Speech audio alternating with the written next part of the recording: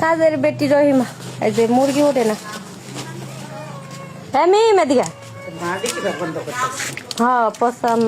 পচা বন্ধ করতে মিম আজকে আমি মুরগির পাহারা দেব আমাকে মুরগি কই জামাই বলছে আম্মা তোমার আসে আদা খাইয়া গেছে আসে আর রায় নাই কি করছো আমার মনে নাই খরচ দিছো না কে আমি জানি না